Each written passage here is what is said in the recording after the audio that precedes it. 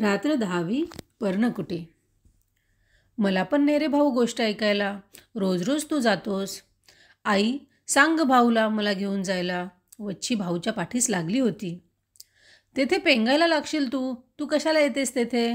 भाऊ म्हणाला. नेरे तिलासुद्धा, तीही ऐकेल. चांगले असेल ते साऱ्यांनी ऐकावे. मी सुद्धा आले असते, पण हे घरातले आवरता रात्र होते बाहेर. भाऊची आई म्हणाली. शेजारची भीमी जाते, ती हंशी जाते, हरणीलाही तिचा भाऊ नेतो.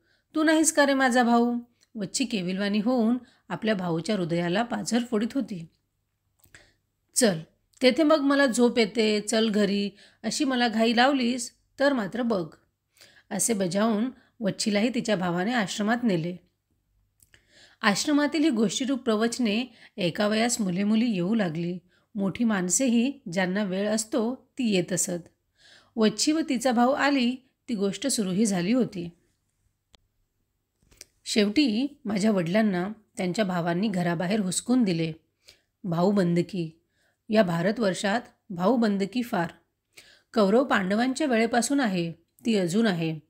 भावाभावां जेथे प्रेम नाही तेथे स्वतंत्रता कशी नांदेल? मोक्ष कसा राहील? ज्या घरात माझे वडील लहानाचे मोठे झाले, ज्या घरात 30 वर्ष बरा वाईट सर्वांचा संसार त्यांनी चालवला, ज्या घरात त्यांनी इतर सर्वांना दही दूध दिले, परंतु स्वतः चिंचेचे सारच खाल्ले, ज्या घरात राहून त्यांनी भावा बहिणींची लग्ने केली, त्यांच्या हौसी पुरवल्या, त्या घरातून त्यांना बाहेर जाण्यास सांगण्यात आले. घरात आईलाही अपमानकारक बोलणी सोसावी लागली. आम्ही त्यावेळेस लहान होतो. आई त्या विभक्त होण्याच्या वेळेची हकीकत डोळ्यात पाणी आणून कधीकधी सांगत असे. तो दिवस मला अजून आठवतो आहे. आमच्या गावात माघी चतुर्थीचा गणपती उत्सव होता. हा नवसाचा उत्सव होता. गणपतीचा सार्वजनिक उत्सव भाद्रपदातच होत असे. महाडच्या धारपांनी हा नवस केला होता. त्यावेळेस अभ्यंकर हे प्रसिद्ध राष्ट्रीय कीर्तनकार आमच्या गावी आले होते व त्यांची कीर्तने उत्सवात होत होती. गावातील सारी मंडळी देवळात कथेला गेली होती. त्या रात्री आम्हाला कथेला जाऊ दिले नाही. आम्ही निजून गेलो होतो. रात्री 9-10च्या सुमारास आईने आम्हाला उठवले. माझे आईबाप त्यावेळेस घरातून बाहेर पडत होते. आईच्या डोळ्यात अश्रू गळत होते. ज्या घरात राहून तिने मोऱ्या गाईचे दूध काढले, गडी माणसांना जेवावयास पोटभर घातले, ज्या घरात एकेकाळी ती सोन्यांनी नटून मिरवली होती, ते घर, ते गोकुळ सोडून ती बाहेर पडत होती. दिवसा लाज म्हणून रात्री बाहेर पडत होती.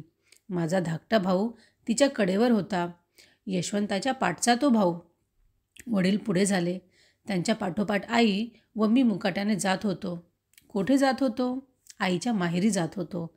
गावातच आईचे माहेर होते. आजोळच्या घरी त्यावेळेस कोणी नव्हते.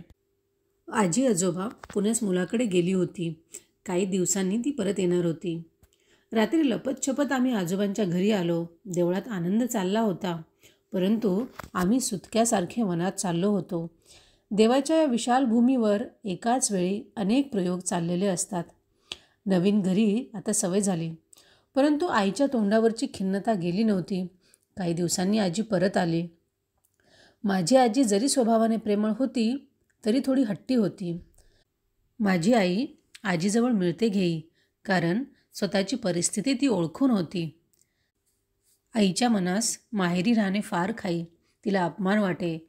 नवऱ्यासह माहेरी राहणे त्यातून मरण बरे असे तिला होई. तिचा स्वभाव फार मानी होता. एक दिवस आजी व आजोबा देवळात पुराण ऐकावयास गेले होते. ओटीवर वडील जमा खर्च लिहित होते. आई ओटीवर गेली व म्हणाली, माझ्याच्याने इथे राहवत नाही. मी जगावे असे जर तुम्हाला वाटत असेल तर स्वतंत्र घर बांधा. येथे खाणेपिणे म्हणजे जीवावर येते. वडील म्हणाले, अगं, आपण आपलेच भात खातो ना. येथे फक्त राहतो. घर बांधणे म्हणजे का थट्टा आहे? तुम्हा बायकांना सांगायला काय? पुरुषांच्या अडचणी तुम्हाला काय माहीत? आई एकदम संतापून म्हणाली, तुम्हा पुरुषांना स्वाभिमानच नाही मुळे. माझे वडील शांतपणे परंतु खिन्नपणे म्हणाले, आम्हाला स्वाभिमानच नाही? आम्ही माणसेच नाही जणू.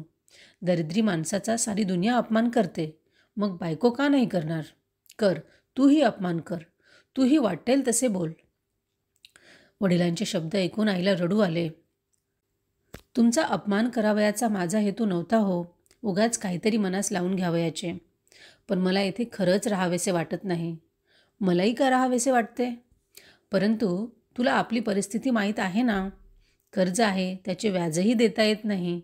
घर कशाने बांधावयाचे? कसे तरी गुरांच्या गोठ्यासारखे नाही ना घर बांधावयाचे. त्यात राहणे म्हणजे अपमानच तो. वडील आईची समजूत करीत म्हणाले. गुरांचा गोठाही चालेल, परंतु तो स्वतंत्र असला, आपला असला म्हणजे झाले. अगदी साधी गवतारू झोपडी बांधा, तेथे राहण्यास मला अपमान वाटणार नाही. परंतु माहेरच्या माणसांकडे येऊन राहणे नको. माझ्या भावांच्या बायका उद्या आल्या तर त्याही एखाद्या वेळेस अपमान करतील. आधीच येथून जावे. मोठ्या कौलारू घरात राहण्यापेक्षा पानाची झोपडी बरी. अशी झोपडी बांधावयास फार खर्च नाही येणार. माझ्या या हातातील पाटल्या घ्या. या पुरल्या नाहीत तर नथही विका. नथ नसली, पाटली नसली तरी अडत नाही. कोणाकडे मला जावयाचे आहे? आपली स्वतंत्रता हीच आपली शोभा. कपाळाला कुंकू व गळ्यात मंगळसूत्र एवढे मला पुष्कळ झाले.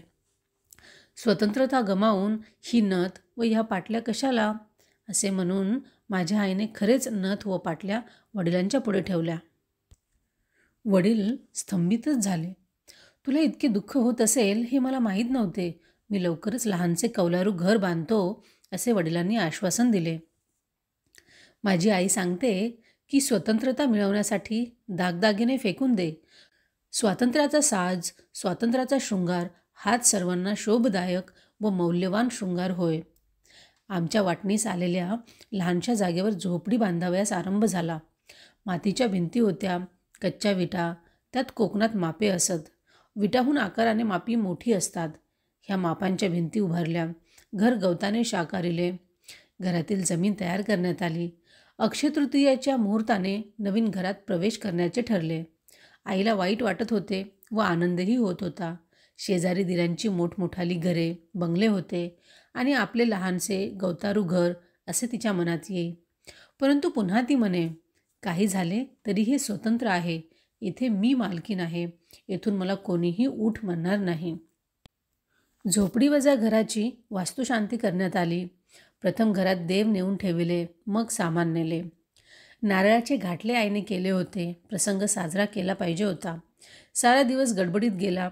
वडील लोकांना सांगत होते, तात्पुरते बांधले आहे, पुढे मोठे बांधू. परंतु आई आम्हास म्हणे, यांच्या हातून मोठे घर आता केव्हा, कोठून बांधले जाणार? मला मोठे घर आता देवाकडे गेल्यावरच मिळेल. परंतु ही मठीच माझा स्वर्ग आहे. कारण येथे मी स्वतंत्र आहे. येथे मिंधेपणा नाही. येथे खाल्लेली मीठ भाकर अमृताप्रमाणे लागेल. परंतु परक्यांकडे खाल्लेली बासुंदी पुरी नको.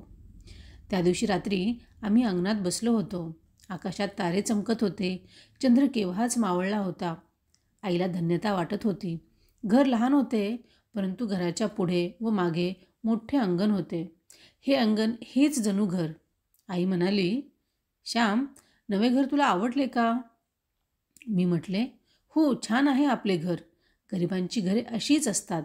आपल्या मथुरीचे घर असेच आहे. तिला आपले घर फार आवडेल. माझे शब्द ऐकून आईला वाटले, जी मथुरी आपल्याकडे कांडायला येई तिच्यासारखे आपले घर? नाही, आईला वाटले नाही. ती म्हणाली, होय, मथुरी गरीब आहे, परंतु मनाने श्रीमंत आहे. आपणही या लहान घरात राहून मनाने मोठी होऊया, मनाने श्रीमंत होऊया. होय, आपण मनाने श्रीमंत होऊ, खरंच होऊ, मी म्हटले. इतक्यात आकाशातून एक तारा तुटला. आई एकदम गंभीर झाली. धाकटा भाऊ म्हणाला, आई, केवढा ग तारा होता? आई गंभीरच होती.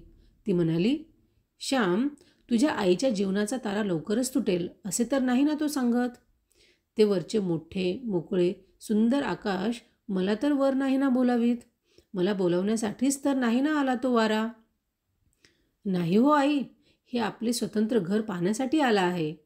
त्याला आपले साधे घर, हे स्वतंत्र घर स्वर्गापेक्षाही अधिक आवडले असेल.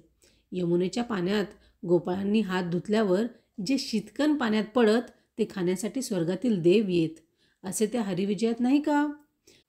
तसे हे घर पाहावयास तारेही येती. कारण आपल्या घरात प्रेम आहे, तू आहेस, असे मी म्हटले. माझ्या पाठीवरून वात्सल्याने भरलेला हात फिरवीत आई म्हणाली, श्याम, कोणी रे तुला असे बोलावयास शिकविले? किती गोड व सुंदर बोलतोस. खरेच आपले हे साधे सुंदर घर ताऱ्यांनाही आवडेल, साऱ्यांना आवडेल.